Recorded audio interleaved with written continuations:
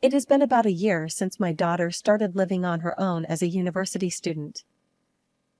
Despite receiving a considerable amount of money from me every month and working hard at her part-time job, she came back looking thin and frail.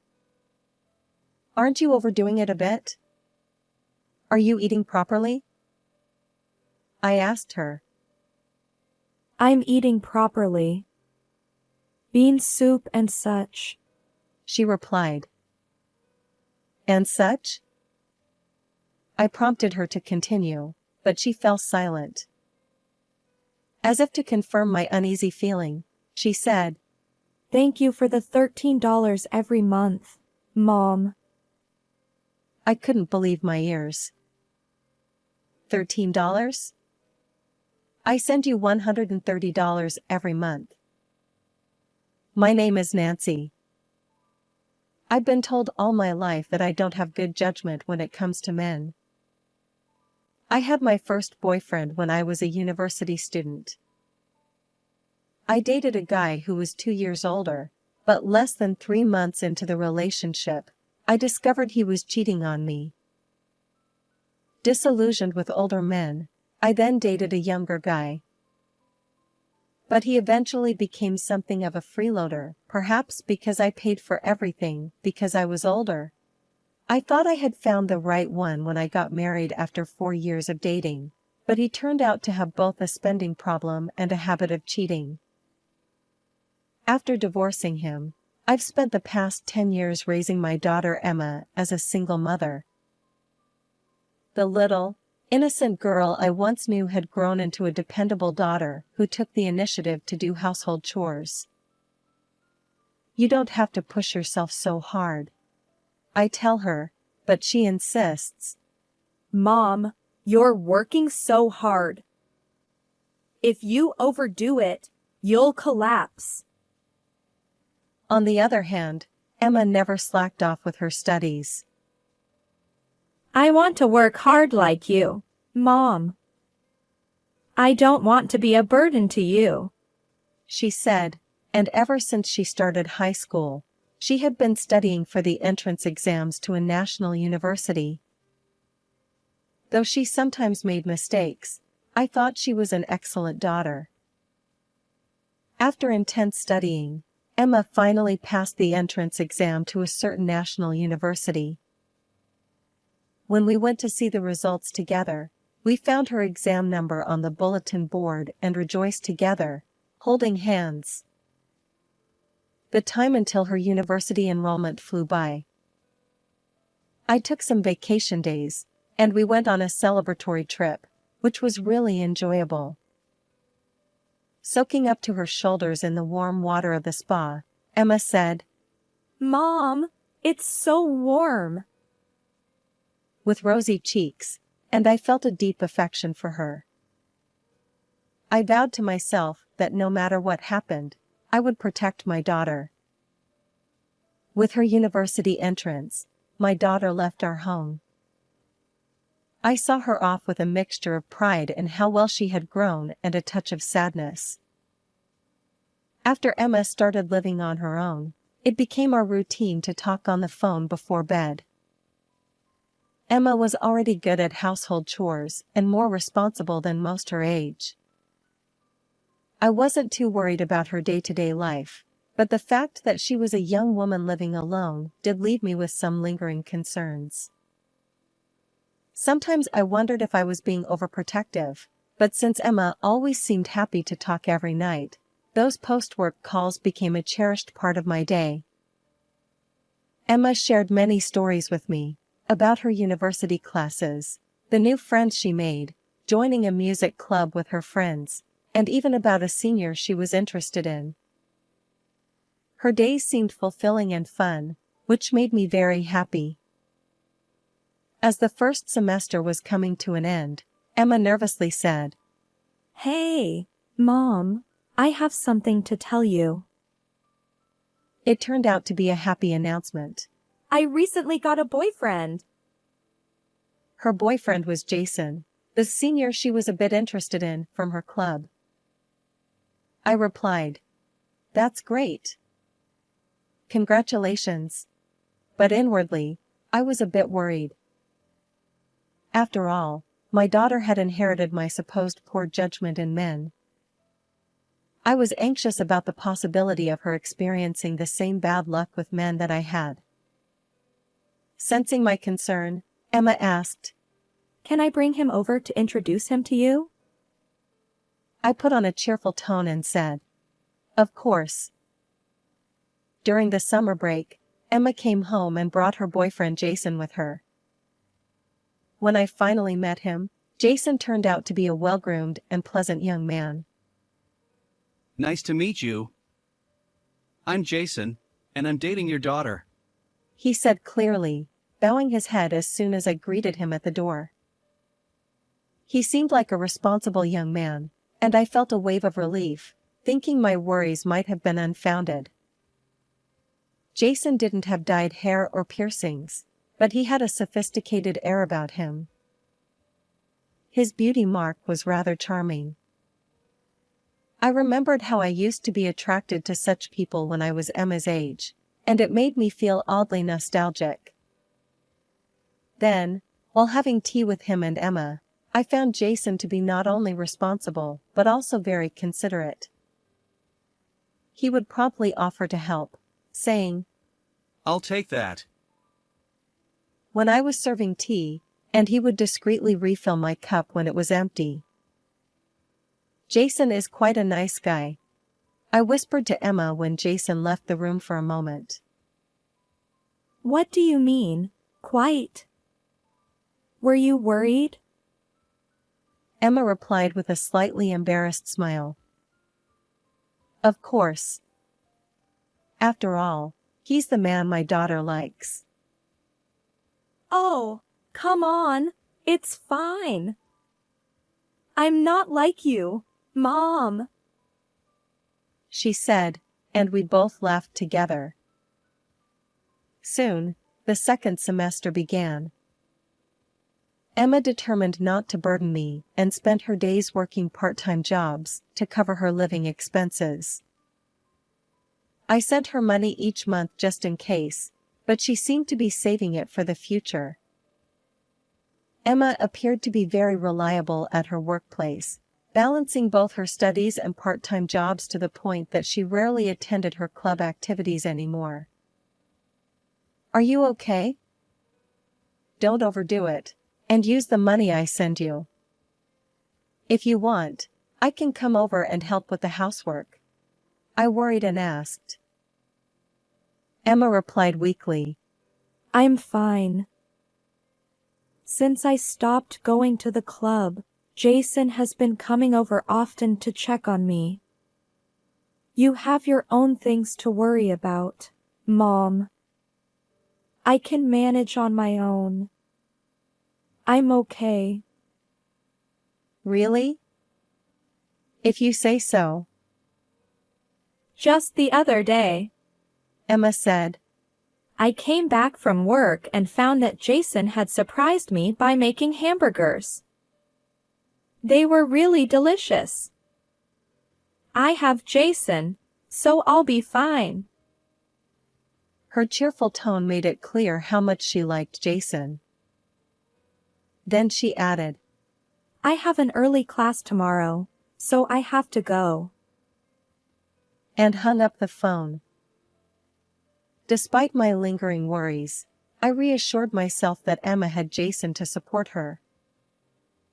Emma continued to call to update me, but as she got busier, the frequency of her calls gradually decreased. When we did talk, she was still busy with her part-time job and classes. However, I couldn't help but notice her living conditions weren't great. She mentioned that Jason made sure she ate properly when he came over. But on other days, she was mostly eating bean soup. She was clearly struggling. Despite the substantial money I sent her each month, she didn't seem to be the type to waste money. When I mentioned this to my mother, she dismissed my concerns, saying, You're worrying too much about an independent daughter. You haven't let go yet. Perhaps she was right. I might have been overly concerned. Emma would soon be 19. She was still a child to me, but in the eyes of the world, she was already an adult. Besides, Emma had the reliable Jason by her side. Maybe I needed to give her space unless she genuinely needed my help. I tried to calm my anxious heart. Winter break had arrived. When Emma came back home, she looked visibly thinner. She had always been slim, but her cheeks were sunken, and her waist was noticeably smaller at that time. Dark circles under her eyes suggested exhaustion. She explained that she had a late shift at work the night before and came home directly from there. "Aren't you overdoing it lately? Are you eating properly?" I asked. I am eating properly. Bean soup and stuff. She replied. "And stuff?" I prompted. Emma fell silent. Seeing my shocked expression, she tried to cover it up, saying, But I've gotten really good at making bean soup. Her earnestly smiling face seemed painfully forced. Could it be that she wasn't eating properly? Despite the fact that I sent her money every month and she worked hard at her job, why was this happening? I felt a sudden sense of unease. Emma's words seemed to confirm my suspicions. Thank you for the $13 every month, Mom. She said. $13? I've been sending $130 every month. I replied. Huh? Emma looked puzzled this time. A dreadful feeling began to swell in my chest. Emma, where do you keep your bank book and ATM card? In the drawer of my desk at home. Emma, I need you to let me into your house right now. There's something I need to check. Emma seemed taken aback by my abrupt request, but nodded in submission. On the train heading to Emma's apartment, I talked to her about various things. The first topic that, why did you think the allowance was $13? Emma explained that she had separate accounts, one for her earnings from work, which she used for daily expenses, and another for the allowance I sent her, which she considered as savings. With the start of the new semester, she had to buy textbooks and other necessities, which depleted her savings account. When she checked it recently, she found it only had $78 left. Although Emma felt that the balance was low, she couldn't recall touching the account for the past 6 months. While she knew I was sending her money, she never asked for a specific amount. So, when she saw $78, she assumed it was the total allowance for 6 months, which averaged out to $13 per month. Didn't you think it was too little? I asked. I did, but I thought you were going through a tough time too. Emma replied. Oh, come on, don't be silly. Do you think I'm not making any money? Don't underestimate me. I joked, trying to lighten the mood. Emma finally seemed to relax a bit, but her expression quickly darkened again. And it was no wonder. If Emma hadn't touched her allowance at all, it meant that someone had been withdrawing money from her account without her knowledge. The most suspicious person in this scenario was Jason, since he had frequently visited her apartment. Emma seemed unwilling to admit it. I didn't want to believe that the charming young man, let alone Emma's boyfriend, could be involved in stealing money. With a racing heart, I eagerly waited for the train to reach the nearest station. As soon as we arrived at Emma's apartment, We grabbed her cash card and hurried to the nearest ATM. The bank would close in the evening, and the sun was already setting, so time was of the essence. We slid the bank book into the ATM machine and waited for the transaction to be recorded. As we looked at the numbers printed on the bank book that was spit out, we both held our breath. $130 was indeed deposited every month, but there were signs of frequent withdrawals. Emma turned pale and whispered, Why? I took Emma to a cafe since she looked like she might collapse at any moment, and decided to delve deeper into the situation. Primarily, I wanted to understand how she managed her bank book. Emma mentioned that she kept her cash card in a drawer with a lock on her desk. However, since the key was in a different drawer, it was entirely possible to access it if someone entered the house. The only person who could rummage through the room in Emma's absence was her boyfriend, Jason, who had a spare key. Furthermore, the pin was the same as Emma's usual card, suggesting it might have been observed when she withdrew money. Perhaps she was also careless when she opened the account. I'm sorry. I didn't think about it carefully enough. I never imagined it would be used by someone else. I apologized. You don't have to apologize, Mom. It's my fault for not being vigilant enough with the management. Emma replied. Both of us lowered our heads. But, I began. The worst offender is the person who unlawfully used someone else's money. I continued. Yeah. Emma's reply lacked energy. It was understandable. To be betrayed in this manner by the person she trusted the most. Seeing my daughter disheartened pained my heart. I'll handle this matter, I found myself saying. Huh? Emma was taken aback. I know you might not want to deal with it, but this is a serious crime. We need to gather evidence and report it to the police. I explained. What? Police! Emma's voice trembled with agitation. Yes, it's that serious. Don't worry. I'll take care of it.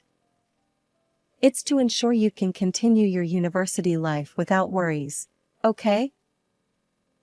I reassured. Emma hesitated, then nodded slightly. Sometime later, I visited a certain detective agency.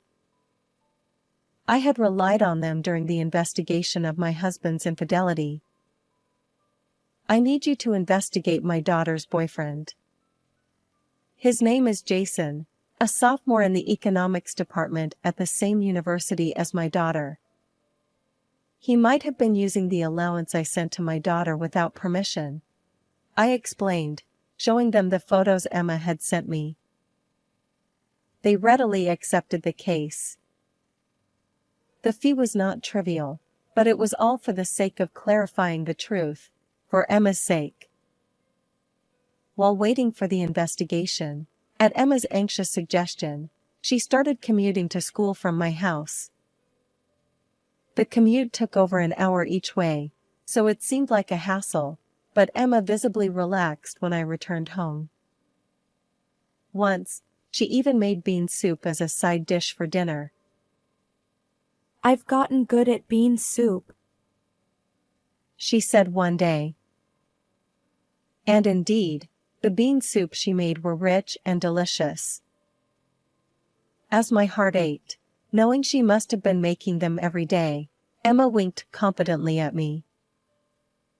And then, a month later, the results of the investigation came in. It seemed undeniable that Jason had been withdrawing money from Emma's account. According to the information gathered, Jason's lifestyle suddenly improved after he started dating Emma, as testified by his friends. Surprisingly, Jason's wrongdoing didn't end there. He appeared to be involved with multiple other women.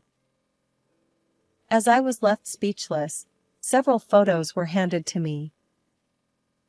Photos of Jason arm in arm with different women, happily dining at restaurants, peering into arcades together, and strolling through the hotel district. In each photo, the same man with distinctive freckles on his face appeared, unmistakably Jason. The detective solemnly informed me.